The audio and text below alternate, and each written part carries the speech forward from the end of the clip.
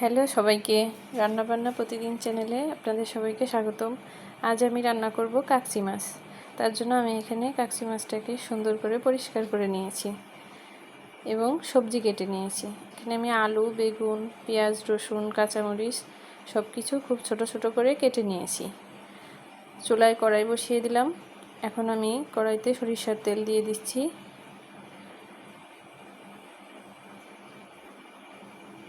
তেলের মধ্যে একটা শুকনো মরিচ, একটা তেজপাতা এবং একটু সাদা জিরা ফোড়ন দিয়ে দেব।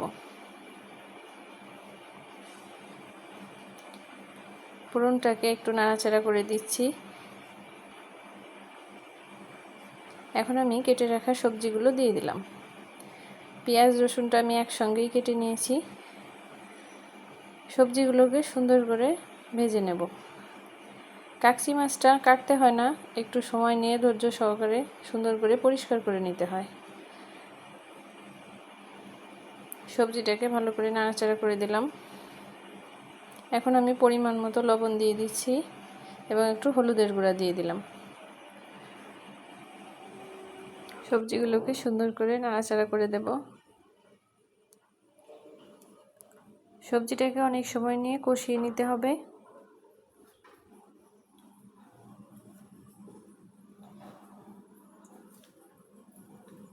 হলুদ লবণ দিয়ে সবজিটাকে ভালো করে নাড়াচাড়া করে দিচ্ছি।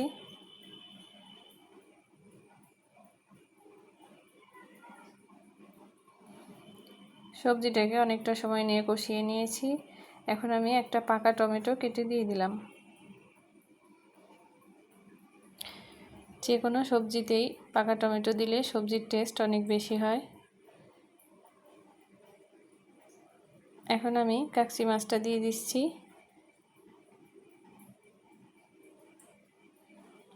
মাছগুলোকে ভালোভাবে পরিষ্কার করে নিয়েছিলাম, এখন আমি ছড়িয়ে দিচ্ছি। মাছটা দিয়ে নাড়াচাড়া করে দেব।